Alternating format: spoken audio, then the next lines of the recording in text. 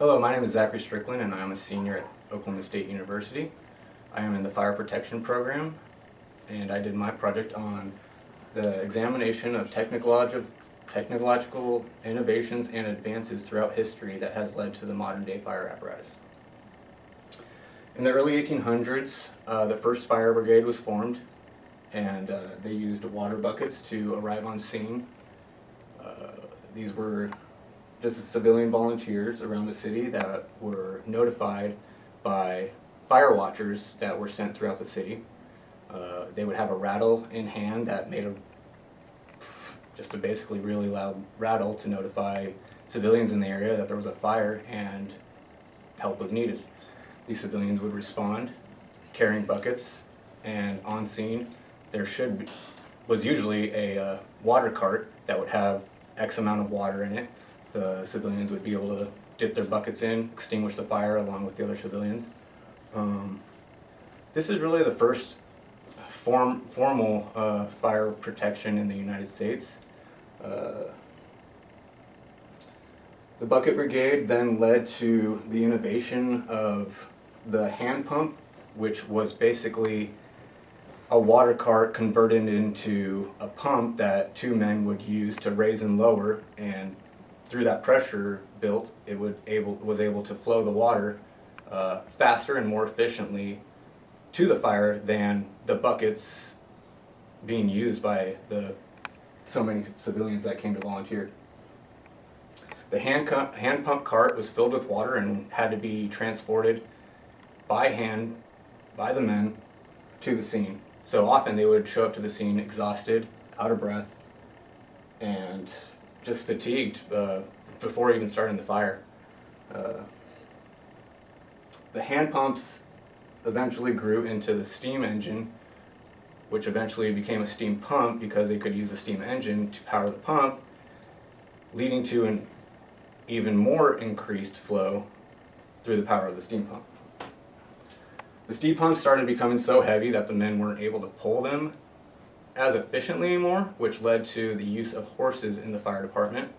And that brings up a funny little note that actually fire dogs were brought into the fire department to protect the horses because of their unique bond with horses, to protect them from other dogs or wildlife they might encounter back then.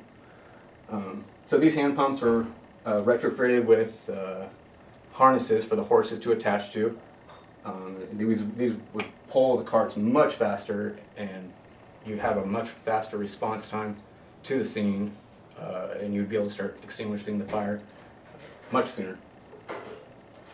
And that came with the invention of coal, the steam engine, and you can see here how intricate some of the detailing was on the fire steam engines back then, with the invention of the horse, or not invention of the horses, but the addition of the horses here.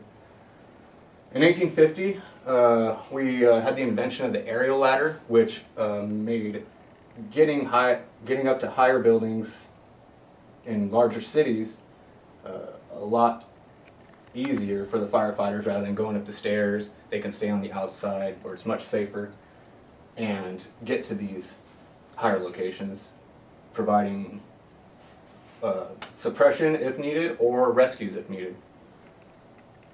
With the longer aerial ladder beds, they needed to maneuver throughout the city a lot more efficiently because these cities would have tight corners and they weren't efficient with making those turns and could often hit things easily, and it was not uncommon for a lot of these vehicles being pulled by the horses even to get in accidents with other fire trucks, or not trucks, fire trailers.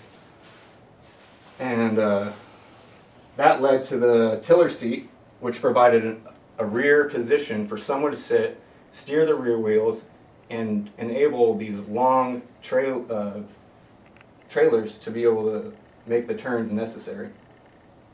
And that was first called the tiller seat, and we have tillers today which utilize the second steering wheel to do exactly that, make those tough turns in cities that it would not be able to make otherwise.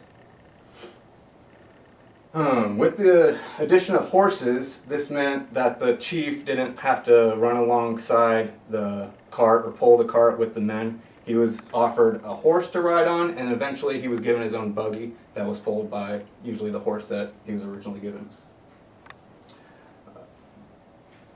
During this time, the need for a firehouse became evident because paid fire departments were growing in numbers, and they needed places to store the equipment, place for these firefighters to live that were going to be working long shifts, multiple days at a time.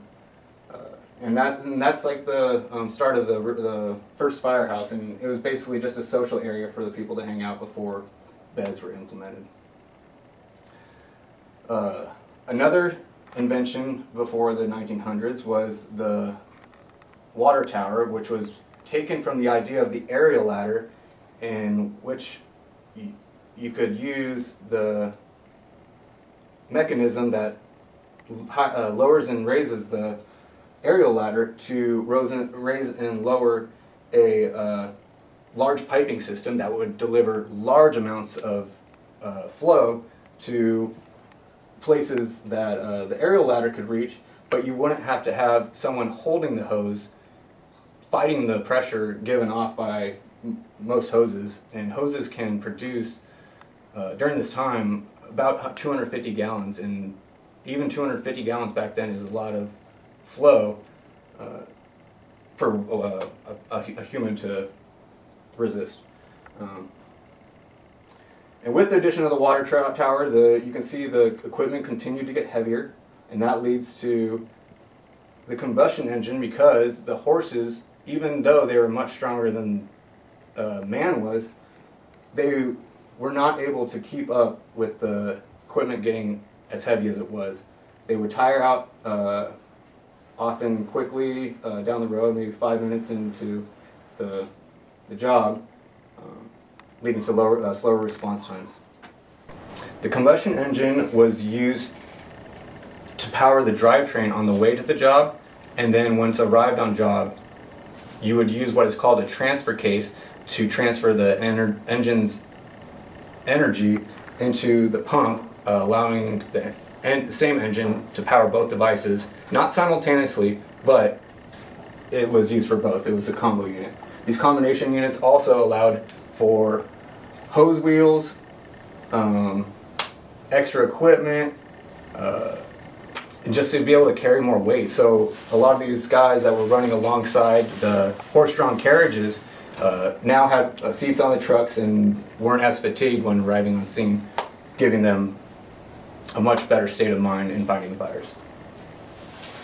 As the combustion engine improved, diesel engines came about, which provide much greater torque, have longer lifespans, and are usually just have a better lifespan than petrol engines.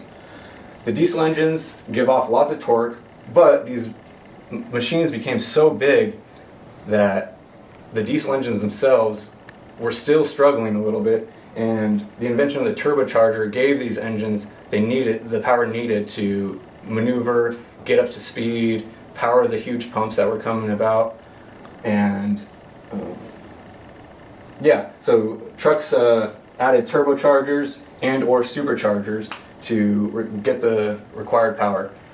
In hilly areas or mountain ranges, it's actually not uncommon to find fire engines that have both superchargers and turbochargers to deal with the steep inclines they face. Nowadays, we have one truck that holds everything, whereas even up until even at the start of the combustion engine, they would usually have multiple trucks going to the scene. They'd have one that would have a chemical unit, they'd have one that had the ladder, they'd have one that carried the hoses, and then one specifically to bring the pump. With the invention of the diesel engine, it was able to power the massive pumps. It could carry the huge loads. It allowed for larger trucks to fit all the gear needed. And now we basically have, I'd say, two general fire trucks that we use, the tiller truck, which has a really long aerial ladder mounted to it, and then we also have just what's called the fire engine, and that can or cannot have aerial ladders on top. I'd say most non-big cities utilize the ones without the aerial ladder just because they're known to be more top heavy and can overturn a lot easier than the ones without. It also takes up more room and it adds more weight to the truck. These modifications throughout history have led to the apparatus that we have today. It is much more powerful, much more fuel efficient than horses, than the petrol engine. It provides massive amounts of water to fires.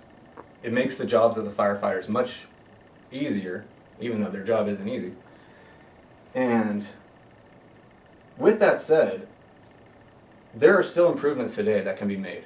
Some of the things that we have to think about in the future are the growing number of electric vehicles on the roads and equipment we might be able to add to the fire truck in order to deal with these electric vehicles, because electric vehicles tend to have some problems with them that you might not find in gasoline engines. One of which is if an electric car gets in a crash, it might catch fire 3 weeks after, shorter amount of time, could be longer, after the incident. And this is because of some properties that batteries have, and especially when damaged, they can react spontaneously and unpredictable. Some other thoughts that we might have are the number of accidents that fire engines have gotten in, and also the number of emergency vehicles accidents that have happened. Something that we might be able to implement is some kind of chip or notifier inside a fire truck that would contact cars to let them know if a fire truck is within a certain proximity. It would also then notify the civilians driving if the fire truck is in emergency mode, meaning like the lights are going, the sirens are going. And then if the fire truck got even closer and was in even closer proximity with the lights and sirens running, it would notify the person to pull over immediately. And this would be very good, especially with deaf people, hard of hearing. Visual notifiers are important, and sometimes a lot of people won't see the lights, they won't hear it coming. If it's behind you and you're deaf, that could be a very significant problem, knowing that the truck is coming. Because how often do people check their rear views? Not as much as they should. So yeah, something that could notify civilians that fire trucks are coming, emergency vehicles are coming. There are systems in place today that can notify traffic lights to change if an emergency vehicle is approaching. And that's just one of the innovations that has made the crash rate of emergency vehicles go way down, but there is still much more improvement that can be made. Thank you.